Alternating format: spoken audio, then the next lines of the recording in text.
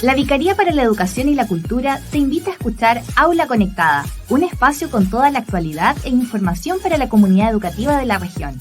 No te lo pierdas por Radio Chilena de Concepción.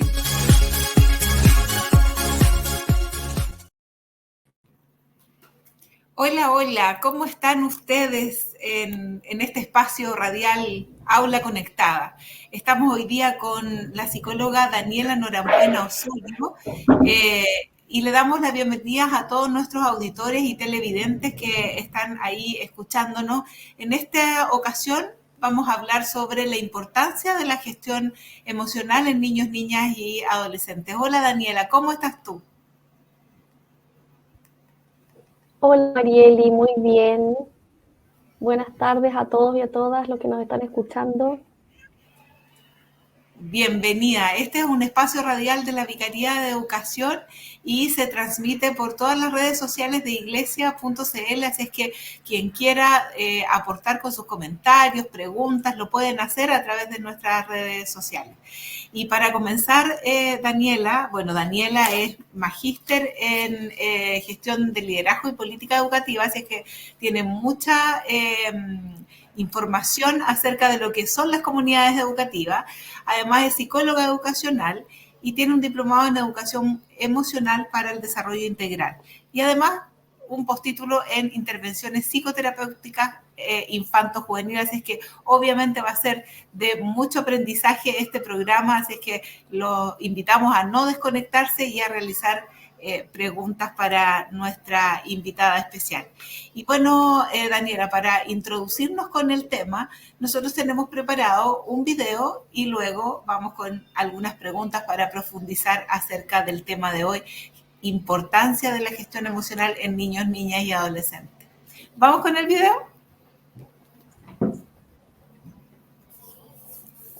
Vamos a echar a andar el video. Bien. Bueno, no es solo importante para los niños, niñas y adolescentes. La gestión emocional es importante para todas las personas, desde los más chiquititos, ¿cierto?, hasta las personas adultas, adultos mayores también. Así que está por ahí el video.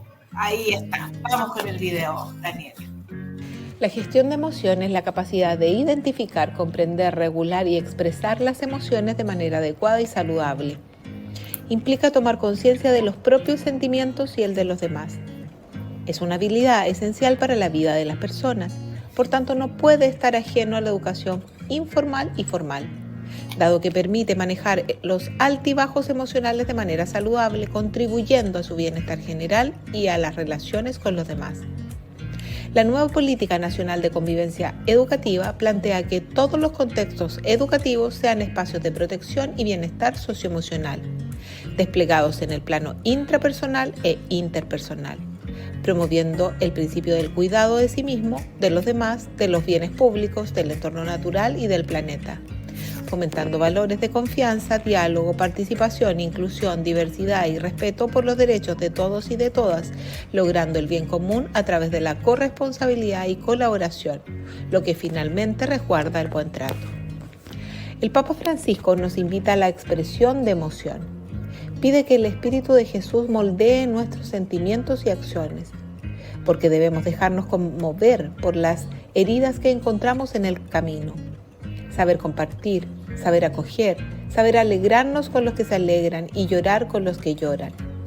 El Santo Padre pide aprender de María, quien toma el estilo pastoral de Dios, que es ternura, compasión y cercanía.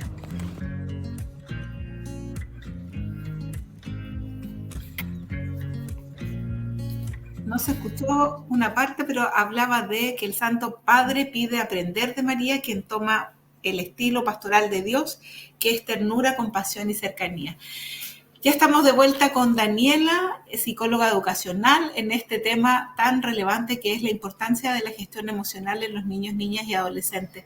Daniela, para comenzar, ¿a qué llamamos gestión emocional? A veces escuchamos manejo emocional.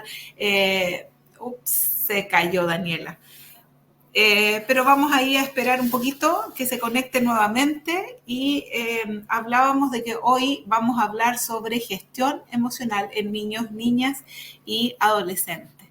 Bueno, en el video nosotros veíamos que es la capacidad de identificar, comprender y regular las emociones de manera adecuada y saludable. Y obviamente en nuestro quehacer diario siempre existen estas emociones y son súper importantes de poder gestionarlas y gestionarlas bien, de colocarle nombre, de aceptarla, ¿cierto? Con caridad y también luego trabajarla. Y la idea es que hoy justamente Daniela nos pueda acompañar y nos pueda ayudar a profundizar acerca de este tema. Bueno, en el video, esperando aquí a Daniela, contarles de que decía Política Nacional de Convivencia Escolar y hoy día se llama Política Nacional de Convivencia Educativa. Estoy rellenando, Daniela. ¿Estás de vuelta, sí? Sí, Marieli. Sí, disculpa que estaba No te con preocupes. problemas ahí Ya de conexión, pero ahora estoy de vuelta. Ya, estamos de Ya. vuelta. Tú me ¿A qué preguntabas qué llamamos? entendemos por gestión Exacto. emocional. ¿Y por qué es tan Sí. importante Bueno, la gestión emocional, enseñar gestión emocional a los niños, niñas y adolescentes? bien. La gestión emocional es una capacidad que tenemos principalmente para poder identificar nuestras emociones, comprenderlas también, poder modularlas de manera efectiva de acuerdo a los contextos o a los requerimientos de alguna tarea determinada, ¿cierto? Y también nos permite poder relacionarnos con las demás personas. ¿Por qué es tan importante gestionar nuestras emociones y trabajar en general en las habilidades socioemocionales, siendo la gestión emocional una de ellas? Porque en primer lugar es tremendamente importante para nuestro bienestar individual, para nuestro bienestar psicológico, pero también para el bienestar colectivo. Es decir, el educar a los niños, niñas, jóvenes en esta temática permite construir sociedades más justas, más asertivas, más armónicas también. Y es una habilidad que se puede ir aprendiendo, por lo tanto se puede enseñar. No es algo que nazcamos con ciertas capacidades y nos estanquemos en el desarrollo, sino que se puede enseñar y por lo tanto se puede aprender. Sí, muchos de los que nos escuchan tienen que ver con las comunidades educativas. ¿Hay una relación importante entre gestión emocional y aprendizaje? ¿Es importante? Sí, tremendamente importante, sobre todo en el caso de los niños y de los adolescentes. El proceso de aprendizaje no se puede dar cuando estamos interferidos por procesos emocionales de alta intensidad que pueden obstaculizar procesos cognitivos incluso, como la atención, la memoria, el razonamiento, la toma de decisiones. Es decir, en términos bastante simples, un cerebro estresado, por ejemplo, o con emociones de alta intensidad, como el estrés, no puede aprender. En algunas ocasiones hemos escuchado que como que se apaga el cerebro. ¿Eso es real, mito, o puede apagarse el cerebro por una Sí, situación, por un sí, trauma, por ejemplo? ya. En realidad no es que se apague el cerebro, sino que, por ejemplo, cuando vivimos emociones de alta intensidad, como el estrés, el miedo, la ira, por ejemplo, se activan algunas zonas cerebrales asociadas al sistema límbico, por ejemplo, como la amígdala cerebral. Y lo que han demostrado algunas investigaciones desde las neurociencias, la neuropsicología, es que cuando hay una alta activación de la amígdala, tiende también a haber una menor activación del lóbulo prefrontal de nuestro cerebro, que es quien nos permite orquestar todas nuestras otras funciones cognitivas, principalmente que nos lleva a dirigir nuestra conducta hacia una meta. Podríamos decir que nos ayuda a razonar antes de actuar, por ejemplo. Claro. ¿Ya? O sea, podríamos decir que también las emociones podrían provocar una necesidad educativa especial que requiere una atención especial de parte de los profesores, de parte de los compañeros, de parte de todo el grupo que rodea a ese niño, niña o adolescente. Sí, completamente, sobre todo en los niños y en los adolescentes, que todavía hay zonas del cerebro que no están formadas, no están maduras todavía, de hecho terminan de madurar ya 100% cercano a los 21, 24 años. Por lo tanto, son etapas críticas del desarrollo ese periodo. ¿Y cuáles son los componentes de la educación emocional? Ya, va a depender principalmente como de los distintos autores. Hay distintas clasificaciones, pero principalmente esto que mencionábamos, el primero en lo identificar, reconocer la emoción. Eso también va dependiendo de la edad del desarrollo, ¿ya? Luego que nosotros logramos identificar esa emoción, poder ver de dónde viene, qué me trae, porque cada emoción en el fondo nos sirve para orientar la acción. Y finalmente poder modular esa emoción de acuerdo a lo que nosotros necesitemos, al requerimiento que tengamos, ya sea social, cognitivo, por ejemplo, y finalmente nos permite también poder relacionarnos con los demás. Eso cuando hablamos de emociones en general o de gestión emocional. Identificar y comprender cuando nosotros hablamos... Es como más fácil quizá de entender y comprender, pero ¿cómo modelamos después esa emoción? ¿Cómo lo logramos? Sí. Tendríamos que entenderlo primero como con una serie de etapas, porque a pesar de que comprender la emoción suena bastante simple, no necesariamente lo es. Claro. Pensemos que incluso a las personas adultas a veces nos cuesta identificar que sentimos culpa, que sentimos vergüenza, que sentimos rabia, que sentimos ansiedad, por ejemplo. Por lo tanto, a veces ni siquiera logramos llegar a la fase de la comprensión, porque la comprensión de nuestras emociones significa decir, por ejemplo, siento culpa, eso quiere decir que a lo mejor hay algo que percibo que hice que no debía haber hecho. Por lo tanto, voy a necesitar de una conducta a lo mejor que compense esa emoción. Cuando nosotros logramos comprender qué viene esa emoción, de por qué sentimos ansiedad, por ejemplo, recién ahí vamos a poder también modular esa emoción.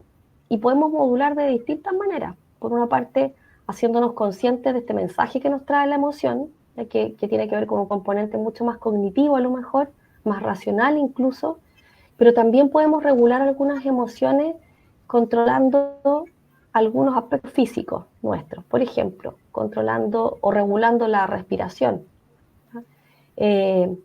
la contractura muscular, haciendo ejercicios también de contracciones musculares para que finalmente nuestros músculos puedan relajarse, o haciendo algunas actividades de imaginería, por ejemplo, porque en el fondo lo que hacemos ahí es mandar respuestas antagonistas a lo que se activó inicialmente en la emoción, por ejemplo, la ansiedad, el estrés, la ira.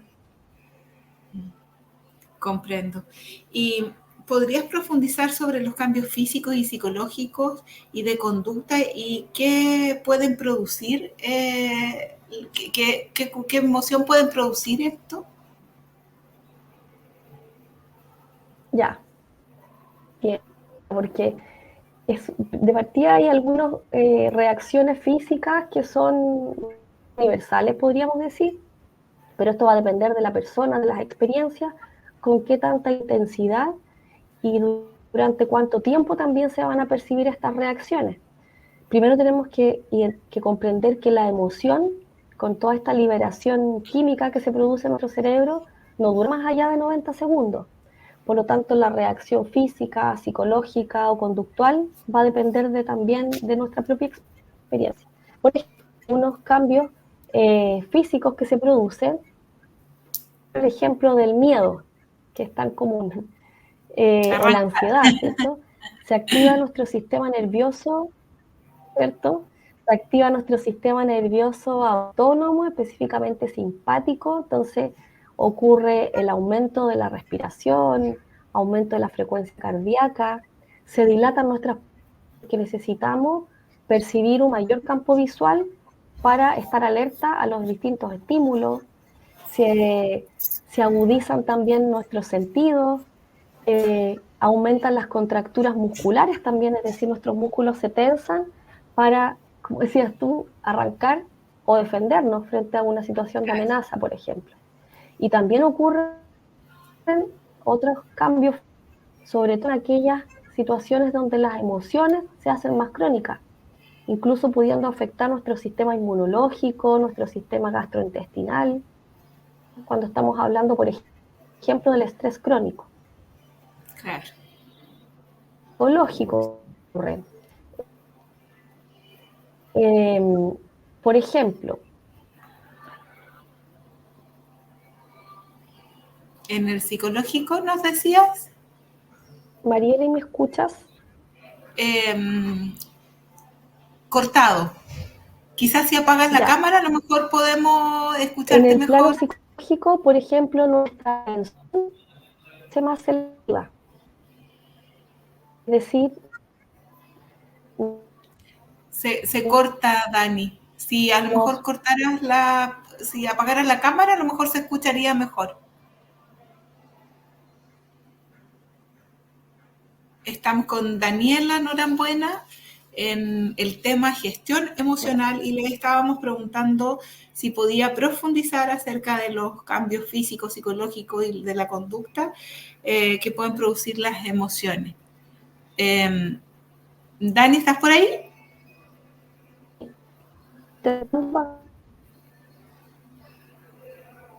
Se nos fue la Daniela. Bueno, la Daniela nos contaba acerca de estos cambios que pueden producir las emociones y también nos hablaba de los componentes de la gestión emocional, el identificar las emociones, reconocerlas, colocarle nombre, ¿cierto? El comprender que en definitiva hace que se oriente la emoción. Que tiene que ver con también los pensamientos y los comportamientos. Implica cómo puede cambiar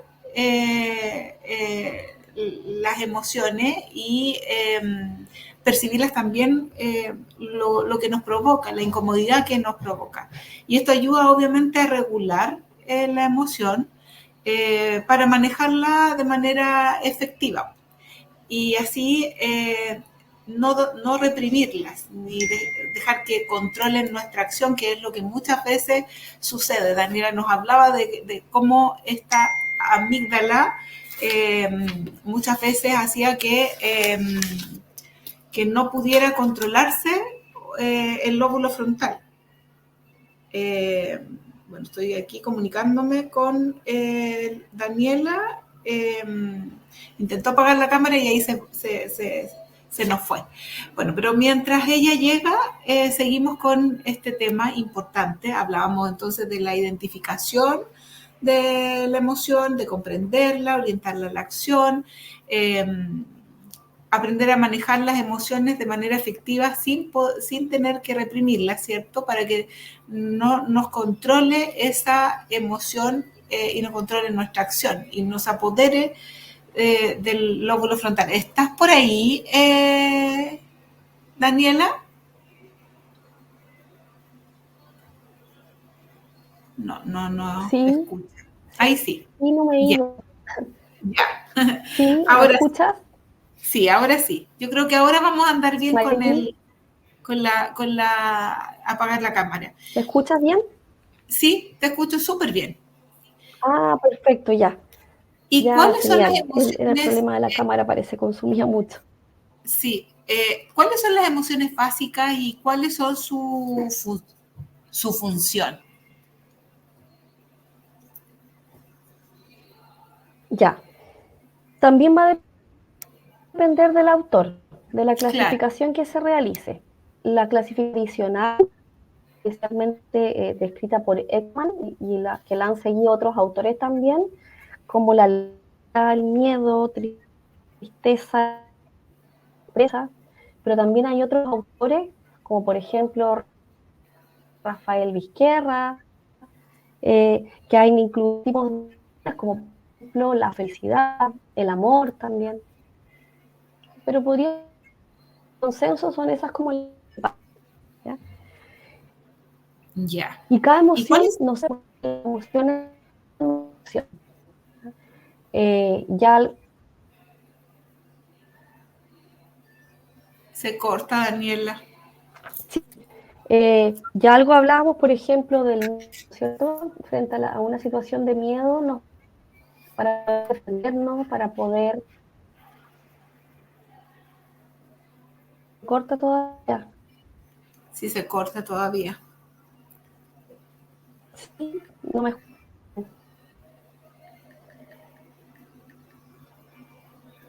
Ya, ahí está tratando Daniela de lograr conectarse. Y bueno, hablábamos entonces de los componentes de... le voy a decir que se conecte por el teléfono mejor. Por el teléfono, a ver caso puede. Y sin cámara, ahí a lo mejor puede decir que ok.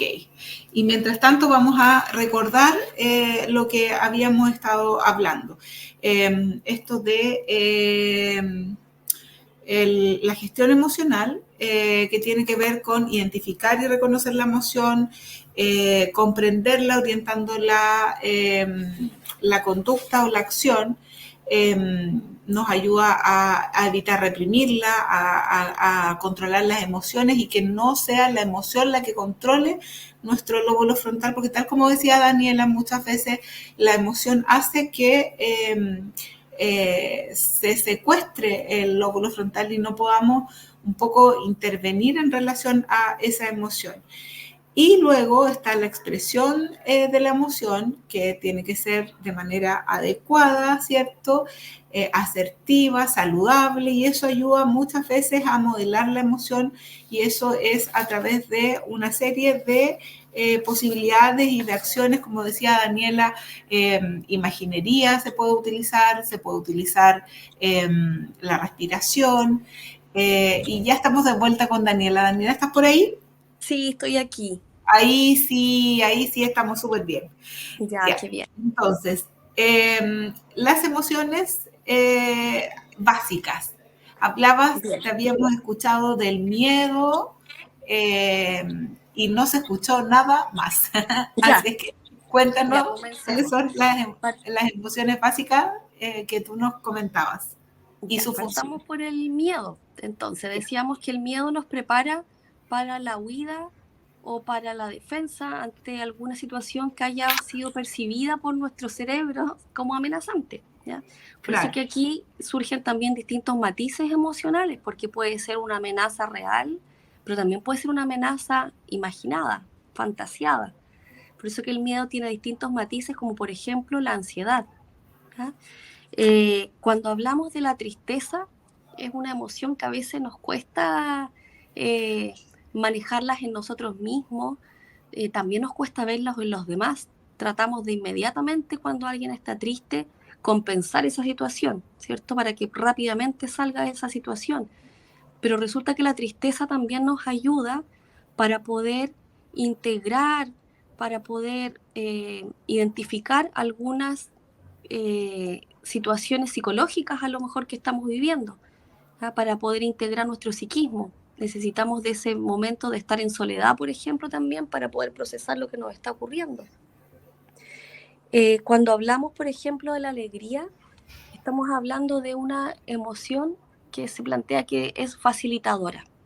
¿Y por qué facilitadora? Porque facilita los aprendizajes, facilita el contacto con otros. ¿Y cuándo aparece la alegría? Cuando estamos viviendo el momento presente, cuando logramos conectarnos con esa simplicidad del momento, en el aquí y en el ahora, y queremos celebrar algo, ¿cierto? Algún éxito, algún logro, algo que nos haya ocurrido que queremos compartir con los demás. Otra de las emociones también básicas es la rabia o la ira. Esta emoción muchas veces se la clasifica como una emoción negativa, pero tenemos que partir de la base de que no existen emociones positivas o negativas, sino que todas nos sirven para poder adaptarnos al mundo en que vivimos. Y la rabia nos sirve, por ejemplo, para poder identificar, o aparece cuando sentimos que están siendo transgredidos nuestros límites o nuestra dignidad, ¿ya? O la de otros también. Y creemos que es necesario hacer justicia o defendernos, ¿cierto? Por lo tanto, la rabia también nos sirve para ir marcando nuestros límites personales. El problema aparece cuando no logramos gestionar esta emoción y terminamos actuando de una manera inadecuada o de una manera agresiva.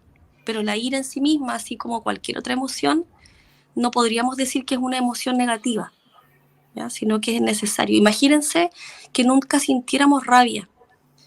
¿Cómo podríamos a lo mejor darnos cuenta de que alguien está traspasando los límites y nos está haciendo daño, por ejemplo? ¿Ya? Por lo tanto, es importante desde los niños pequeños empezar a enseñarles de que es válido, de que sienta determinada emoción. Hay otras emociones, por ejemplo, también consideradas como, yo mencionaba como algunos otros autores, como el amor, por ejemplo, planteando de que es una emoción básica porque nos ayuda a generar vínculos con otros. Es una emoción que nos ayuda a cuidar de otros. ¿Se imaginan no sintiéramos amor los seres humanos? ¿Cómo podríamos cuidar a los bebés, por ejemplo, o cuidar a alguien que lo necesita cuando a veces de repente no estamos con toda nuestra disponibilidad conductual o afectiva? A lo mejor a veces estamos cansados, ¿cierto? Pero el amor es ese vínculo que nos aglutina unos con otros y nos permite también, por lo tanto, nuestra sobrevivencia. Tú nos hablabas más bien de esta función adaptativa, ¿cierto?, de las emociones, pero también tienen una función social y motivacional. Sí. Esta función adaptativa es un poco en el caso del miedo, esta visión como de protección, en la ira como de defensa, ¿cierto?, en la alegría de afiliación o reproducción, en la tristeza como de reintegración. El amor no lo alcancé a escuchar bien, pero ¿cuál es la función más bien motivacional y social? ¿A qué se refiere? Ya. La función motivacional porque nos permite, como las emociones nos orientan a la acción, a actuar, la motivación es el motor que activa y que mantiene nuestra conducta, ¿ya? Por lo tanto, cuando nosotros sentimos la emoción, por ejemplo, frente a un determinado aprendizaje o a una determinada tarea, por ejemplo, nos sentimos alegres, ¿ya? O sentimos alguna otra emoción asociada a elementos gratificantes como el amor, la felicidad, ¿cierto? Vamos a tender a permanecer más tiempo en la persistencia, ¿ya? Por eso que es un componente también que afecta a la motivación. En cuanto al tiempo, a la persistencia que dedicamos frente a una determinada tarea. Oye, eso es súper interesante en términos de los profesores, porque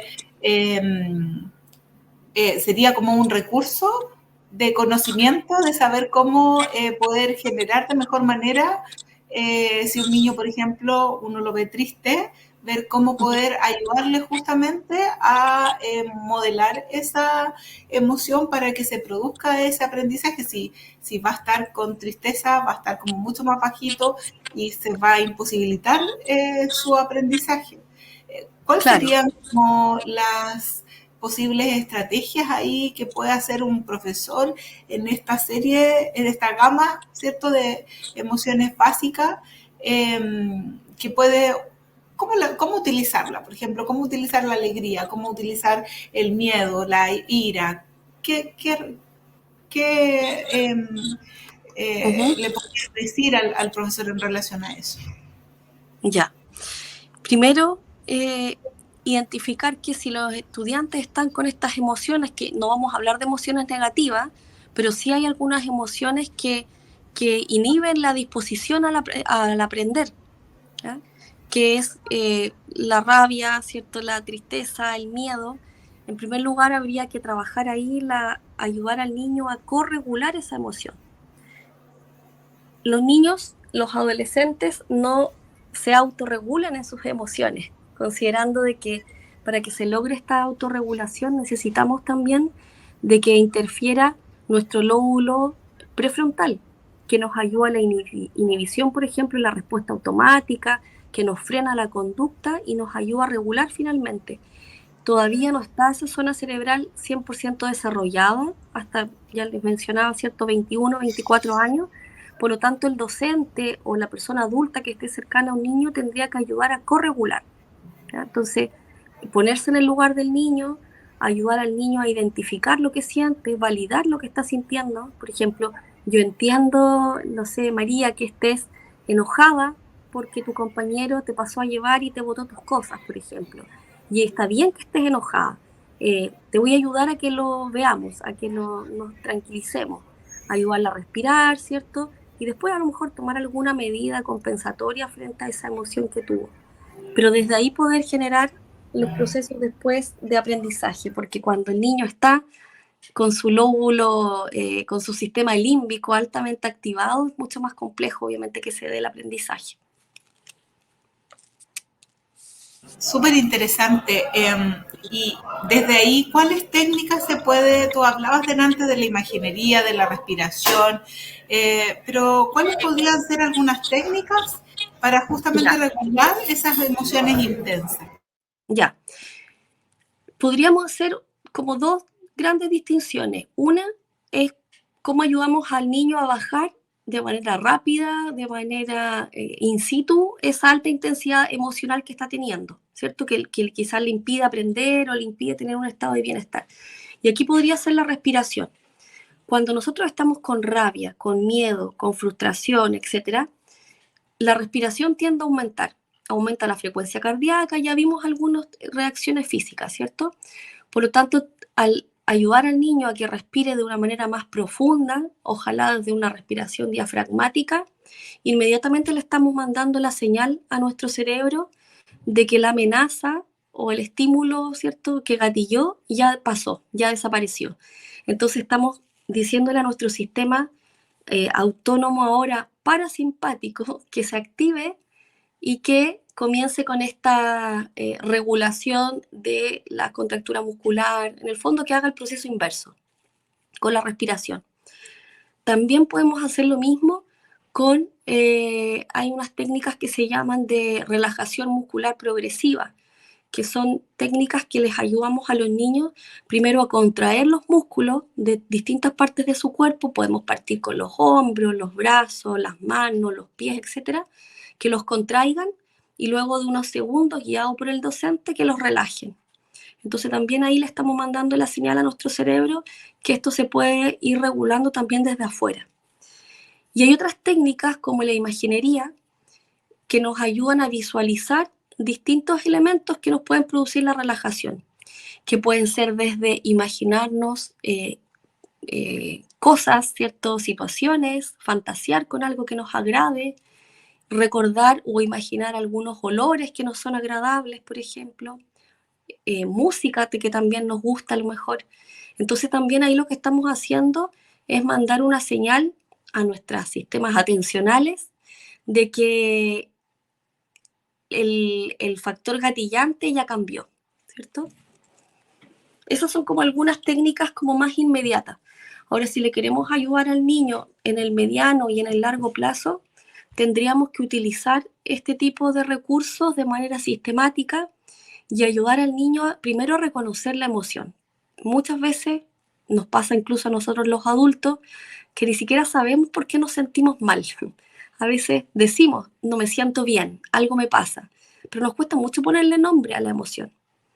Y aquí me gustaría, Marieli, contarte un experimento que se hizo donde con un grupo de participantes que se les puso unos electrodos para ir monitoreando la activación cerebral y se dieron cuenta que frente a situaciones de alta intensidad, ¿cierto? Ya comentábamos que se activaba la amígdala y se disminuía la activación del lóbulo prefrontal. Pero ¿qué pasaba con esa misma situación experimental cuando a los sujetos se les pedía que le pusieran nombre a la emoción? Es decir, frente a determinada imagen que veían, por ejemplo, ellos tenían que verbalizar: esto me da asco, esto me da vergüenza, esto me causa indignación, por ejemplo. Es decir, verbalizaban la emoción, inmediatamente disminuía la activación de la amígdala y comenzaba nuevamente a activarse otras zonas cerebrales, incluido el lóbulo prefrontal. Es decir, solamente el nombrar la emoción ya es una estrategia en sí misma que nos ayuda a regular. ¿Ya? A veces nos cuesta identificar. Podemos partir, por ejemplo, con cómo sentimos la emoción en una parte de nuestro cuerpo. A veces, a lo mejor el niño no va a saber, no va a poder decirnos, tengo indignación, ¿cierto? O tengo frustración.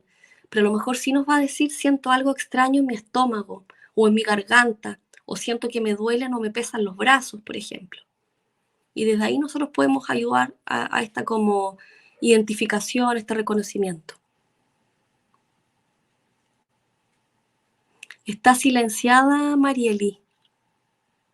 Dentro de las nuevas políticas de convivencia educativa está muy fuerte el tema de la gestión emocional. Y como tal, como tú decías, si los adultos no sabemos de repente reconocer y colocarle nombre, sería una buena fórmula, por ejemplo, en la utilización de la rueda de emociones, cosas de alfabetizar también a los estudiantes en relación a las distintas emociones. ¿Crees tú que es una buena alternativa? ¿Cómo poder ir como secuenciando desde los más pequeñitos hasta el cuarto medio, por ejemplo? ¿Cuáles son las mejores herramientas como para alfabetizar las emociones? Bueno, si queremos alfabetizar las emociones, por ejemplo, desde el currículum nacional, en la sala de clases, de manera sistemática, según estas nuevas orientaciones, como tú mencionabas, de la política, en primer lugar, el docente o los educadores que están frecuentemente con los niños tienen que tener un adecuado bagaje de vocabulario emocional. Generalmente tenemos muy poco. Hay autores incluso que dicen que mínimo deberíamos tener entre 30 a 35 emociones reconocidas, identificadas en el fondo, para tener un amplio vocabulario emocional, los adultos. Y esto írselo transmitiendo, ir modelando con los niños, y para eso el docente o los educadores también tenemos que ser claros, por ejemplo, de transmitir nuestras propias emociones. ¿Ya? Como le decimos a un niño, ¿cierto? Saben que hoy día me siento un poco angustiada porque me pasó alguna situación. Hoy día me siento con frustración, ¿cierto? Y preguntarle a los niños si ellos saben qué es la frustración, cuándo se han sentido frustrados. Sí, que es mucho más poderoso, más que entregar un concepto, a que en el aula se dé una situación, ¿cierto? Y ahí reconocerle y colocarle nombre, y es mucho más significativo para los estudiantes. Sin duda, Sí. eso requiere mucho mayor conocimiento y bagaje y experiencia del docente. Sí. Tú hablabas del lóbulo frontal, de la amígdala. ¿Cómo funciona esto? ¿Cómo juegan estas dos partes de nuestro cerebro en términos de la toma de decisiones y la regulación de emoción y generar ese comportamiento? Tú ya nos hablabas que 90 segundos duraba esa emoción y que después venía el comportamiento, pero ¿cómo juega esto? Bien, la amígdala se activa frente a algunas situaciones de alarma, ya nuestro sistema de alarma, para protegernos y darnos señales importantes del entorno, ¿ya? Que puede ser el entorno exterior, pero también de nuestro interior. Entonces, una vez que se activa la amígdala, comienzan también a generarse todas estas reacciones, ya vimos, físicas, ¿cierto? Neuroquímicas, etcétera. Y uno de los mecanismos que nosotros tenemos como para poder regular, evaluar el ambiente también, evaluar el contexto, a ver si es que esa señal de alarma a lo mejor que fue enviada a la amígdala todavía sigue siendo amenazante o no, por ejemplo, es donde actúa nuestro lóbulo prefrontal. Y el lóbulo prefrontal no solamente nos ayuda a inhibir una conducta automática o prepotente, sino que también nos ayuda a planificar la acción. También nos ayuda a monitorear la acción, es decir, nos van dando señales si lo que estamos haciendo está adecuado, estamos teniendo el resultado correcto que esperábamos o no, y por lo tanto es clave aquí en la toma de decisiones. Y es uno de los procesos cognitivos que se dan, que son las funciones ejecutivas, que se ha visto en la investigación que tiene un más alto correlato con los procesos de aprendizaje. Incluso se ha visto muchos estudios que hacen este alcance de funciones ejecutivas y CI. Sí. En lo cotidiano, nosotros en el aula muchas veces nos encontramos, los papás en la casa, nos encontramos justamente con lo que tú mencionabas, que muchas veces no hay identificación, no hay reconocimiento, y más bien como que vemos y observamos mucho mejor el comportamiento, el cómo nos modela a lo mejor esa emoción ese niño, niña y adolescente. ¿Cuándo crees tú que es necesario la ayuda de un especialista externo, psicólogo y psiquiatra, por ejemplo?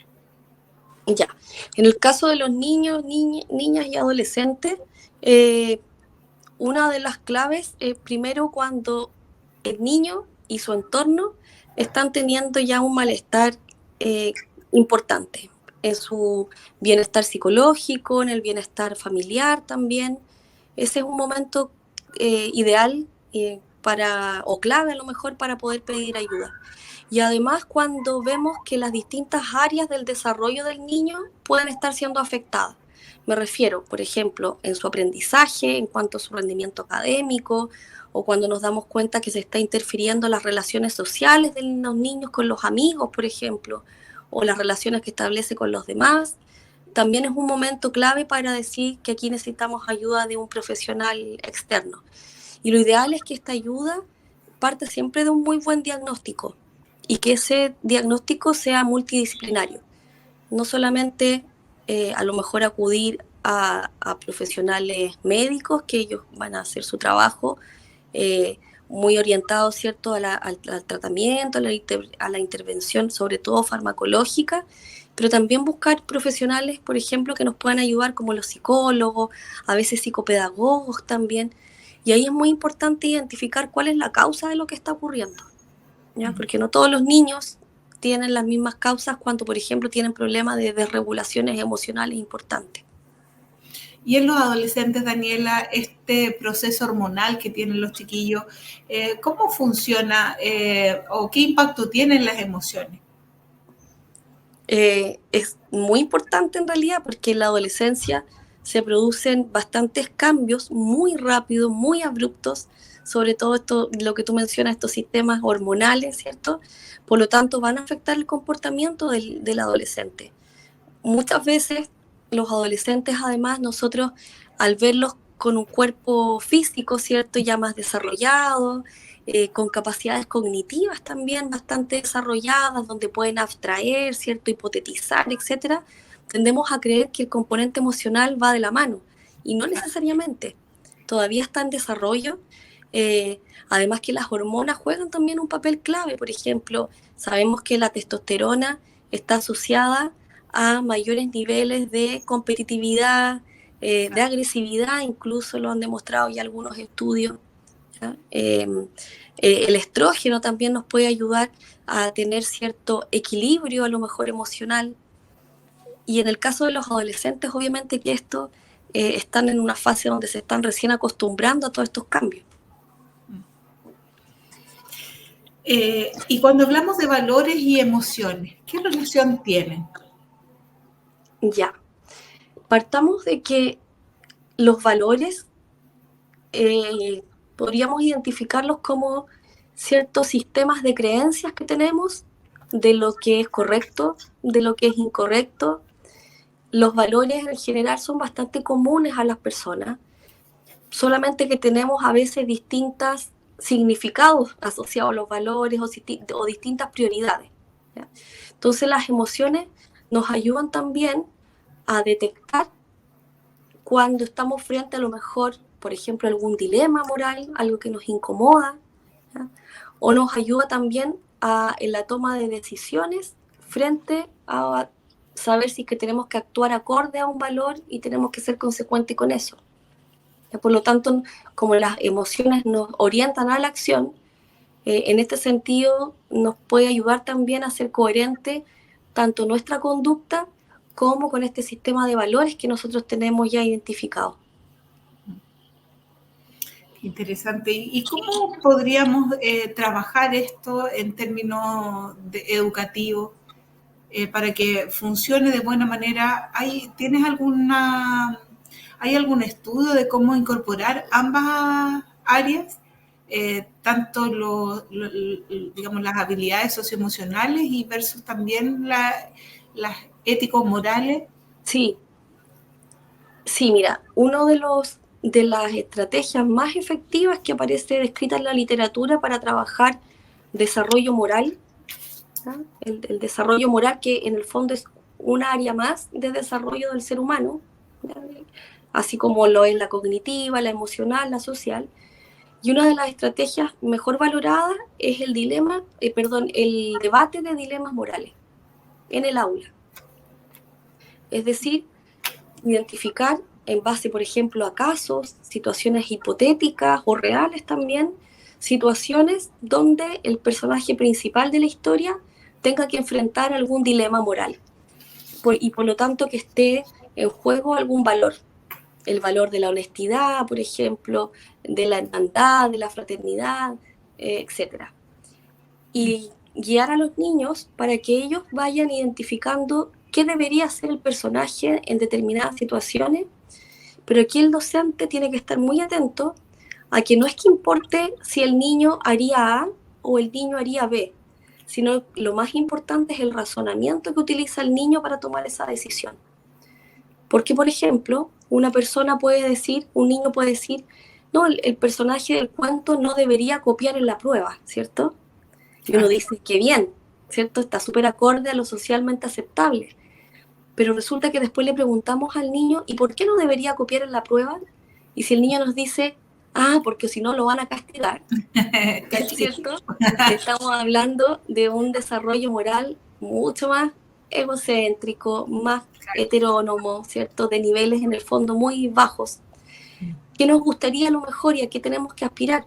A que el niño empiece a dar razonamientos morales, al menos que incorpore a un otro, ¿ya?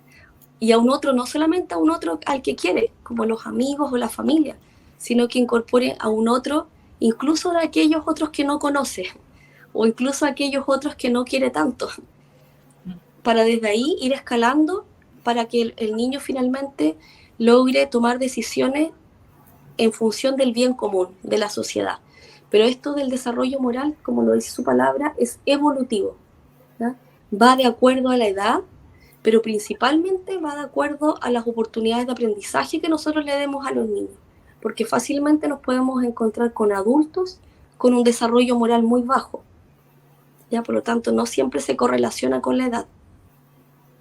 Y la emoción pasa lo mismo, ¿cierto?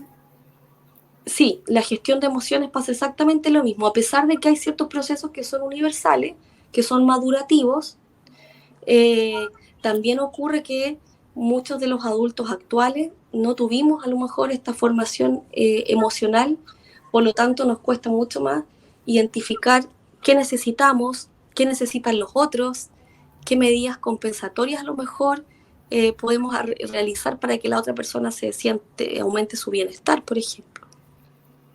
Y ahí tenemos como a Erikson, ¿cierto? En el moral tenemos como a Piaget, a Kohlberg, y acá en el otro estaría la secuencia de Erikson. ¿Hay otro autor? Sí, bueno, a nivel de desarrollo y cuando estamos hablando de moral, de emociones también, podemos ver a Seligman también. Hay varios autores también incluso que trabajan con el tema de la teoría de la mente, cómo esto se involucra con las emociones también, ¿ya? Y cómo esto finalmente es un proceso de desarrollo evolutivo. Pero no quedarnos solamente con estas teorías del desarrollo que nos van marcando edades de los niños, sino que yo diría que miremos como la transición que debería hacer una persona desde un desarrollo moral heterónomo a uno más autónomo. Antes de ir al propósito, Dani, te quiero preguntar, también el autocuidado tiene mucha importancia en relación a justamente esta modulación de las emociones. ¿Cómo nos autocuidamos? Primero, darnos el tiempo.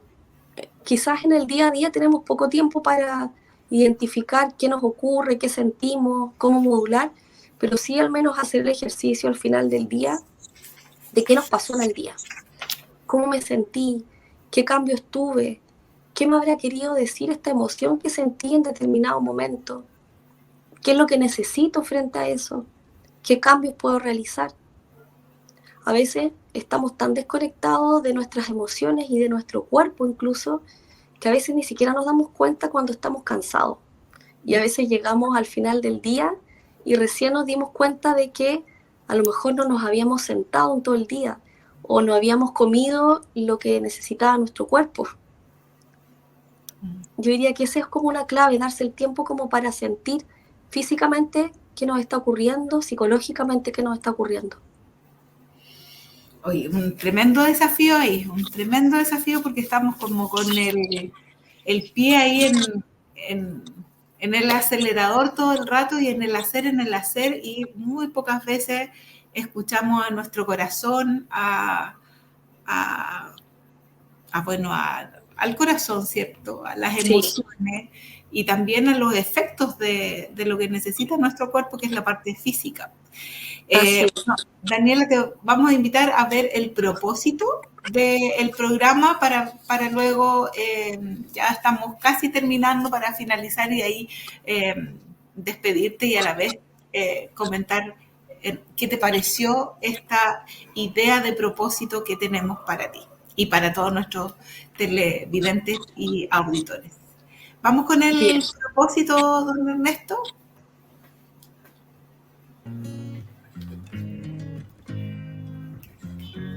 El Papa Francisco nos dice, no debemos avergonzarnos de llorar, porque los santos nos enseñan que las lágrimas son un don, a veces una gracia, un arrepentimiento, una liberación del corazón. Llorar significa abrirse, romper el caparazón de un ego cerrado en sí mismo. Es abrirse al amor que nos abraza, es abrirse al Padre bueno y también abrirse a los hermanos. Tenemos tanta necesidad de llorar, nos dice.